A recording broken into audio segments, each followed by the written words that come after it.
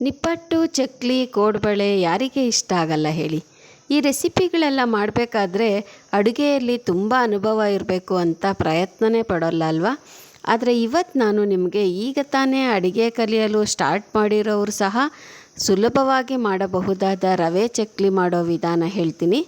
ಬನ್ನಿ ಹೇಗೆ ಮಾಡೋದು ಅಂತ ನೋಡೋಣ. ನಮಸ್ಕಾರ. ಸ್ವಾದ ಕಿಚನ್ ಕನ್ನಡ ಕುಕ್ಕಿಂಗ್ ಚಾನಲ್ಗೆ ತಮಗೆಲ್ಲ ಆತ್ಮೀಯ ಸ್ವಾಗತ.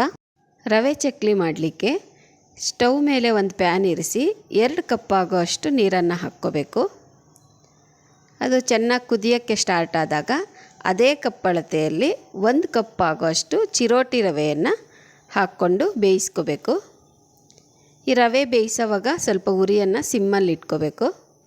ಇದಕ್ಕೆ ಚಿರೋಟಿ ರವೆನೇ ತೊಗೋಬೇಕು, ಉಪ್ಪಿಟ್ಟು ರವೆ ಎಲ್ಲ ತೊಗೊಳೋದು ಬೇಡ. ಹೀಗೆ ಗಂಟು ಬಿಡಿಸ್ತಾ ಚೆನ್ನಾಗಿ ಬೇಯಿಸ್ಕೋಬೇಕು.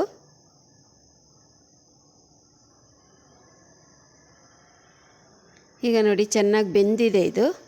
ಈಗ ಇದಕ್ಕೆ 2 ಸ್ಪೂನ್ ಆಗೋಷ್ಟು ತುಪ್ಪವನ್ನು ಹಾಕಬೇಕು. ಬೆಣ್ಣೆ ಇದ್ದರೆ ಬೆಣ್ಣೆ ಸಹ ಹಾಕ್ಬೋದು, ಅಥವಾ ಎಣ್ಣೆ ಕೂಡ ಹಾಕ್ಬೋದು. ಎಣ್ಣೆ ಹಾಕೋದಾದರೆ ಎಣ್ಣೆಯನ್ನು ಸ್ವಲ್ಪ ಬಿಸಿ ಮಾಡಿ ಹಾಕಬೇಕು. ತುಪ್ಪ ಹಾಕಿದ್ಮೇಲೆ ಇದನ್ನು ಹೀಗೆ ಮಿಕ್ಸ್ ಮಾಡ್ತಾ ಹೋಗಬೇಕು. ಎಲ್ಲಿವರೆಗೂ ಮಾಡಬೇಕು ಅಂದರೆ ಇದು ಒಂದು ಮುದ್ದೆ ಥರ ಫಾರ್ಮ್ ಆಗುತ್ತೆ ನೋಡಿ. ತಳ ಎಲ್ಲ ಬಿಡ್ತಾ ಹೋಗುತ್ತೆ ನೋಡಿ, ಎಷ್ಟು ನೀಟಾಗಿ ಮುದ್ದೆ ಆ ಥರ ಬಂತು. ಈಗ ನಮಗೆ ಇದು ರವೆ ರೆಡಿಯಾಗಿದೆ.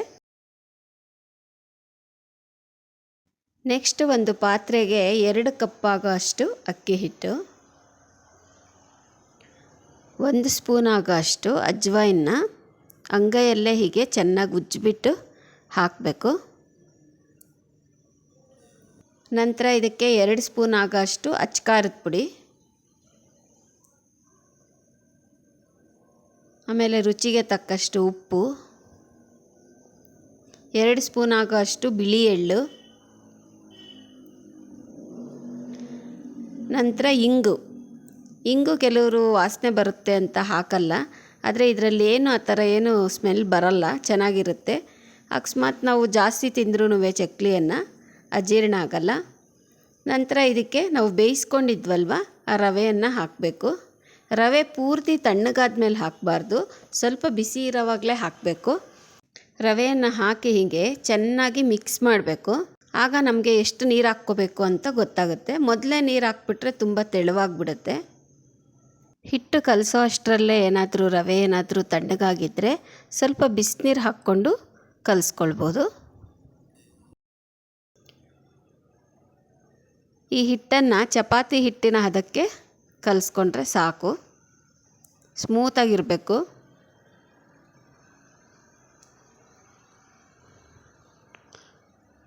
ಸ್ಮೂತಾಗಿ ಕಲಿಸಿದ್ರೆ ಚಕ್ಲಿ ಕೂಡ ಚೆನ್ನಾಗಿ ಬರುತ್ತೆ ನೋಡಿ. ಈಗ ಚೆನ್ನಾಗಿ ಕಲಿಸಿದೆ. ಈಗ ಹಿಟ್ಟು ರೆಡಿ ಆಯಿತು. ಈಗ ಚಕ್ಲಿ ಮೋಲ್ಡನ್ನು ತಗೊಂಡು ಸ್ವಲ್ಪ ಎಣ್ಣೆಯನ್ನು ಹೀಗೆ ಮೆತ್ತಬೇಕು ಒಳಗಡೆ ಎಲ್ಲನೂ. ಆಮೇಲೆ ಚಕ್ಲಿ ಹಿಟ್ಟು ರೆಡಿಯಾಗಿದೆಯಲ್ವ ಅದನ್ನು ಅದಕ್ಕೆ ಹಾಕ್ಕೋಬೇಕು.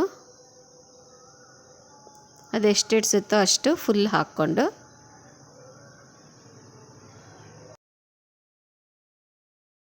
ಚಕ್ಲಿಯನ್ನು ಮಾಡ್ಕೋಬೇಕು ನೋಡಿ. ಆರಾಮಾಗಿ ಚೆನ್ನಾಗಿ ಬರುತ್ತೆ.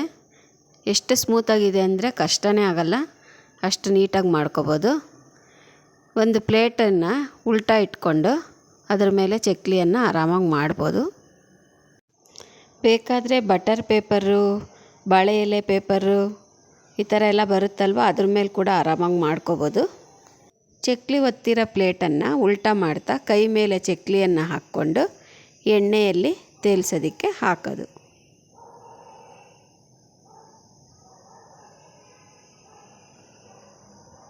ಹಾಕಿದ ತಕ್ಷಣ ಅದನ್ನು ಉಲ್ಟಾ ಮಾಡೋಕ್ಕೆ ಹೋಗಬಾರ್ದು. ಸ್ವಲ್ಪ ಟೈಮ್ ತೊಗೊಂಡು ಸ್ವಲ್ಪ ಬೆಂದ ಮೇಲೆ ಮಾಡಬೇಕು. ನೀವು ಎಷ್ಟು ದೊಡ್ಡದಾಗಾದರೂ ಮಾಡ್ಬೋದು ಈ ಚಕ್ಲಿನ, ಅಷ್ಟು ಚೆನ್ನಾಗಿ ಬರುತ್ತೆ. ಮೀಡಿಯಮ್ ಫ್ಲೇಮಲ್ಲೇ ಬೇಯಿಸಬೇಕು. ಹೈ ಫ್ಲೇಮ್ ಇಟ್ಟರೆ ಮೇಲೆ ಕಲರ್ ಬಂದುಬಿಟ್ಟಿರುತ್ತೆ, ಆದರೆ ಒಳಗಡೆ ಬೆಂದಿರಲ್ಲ. ಈ ಬಬಲ್ಸ್ ಬರ್ತಿದೆಯಲ್ಲ ಅದೆಲ್ಲ ಪೂರ್ತಿಯಾಗಿ ಕಡಿಮೆ ಆಗಬೇಕು, ಆಗ ಚಕ್ಲಿ ಬೆಂದಿದೆ ಅಂತ. ಈಗ ಚಕ್ಲಿ ರೆಡಿಯಾಗಿದೆ.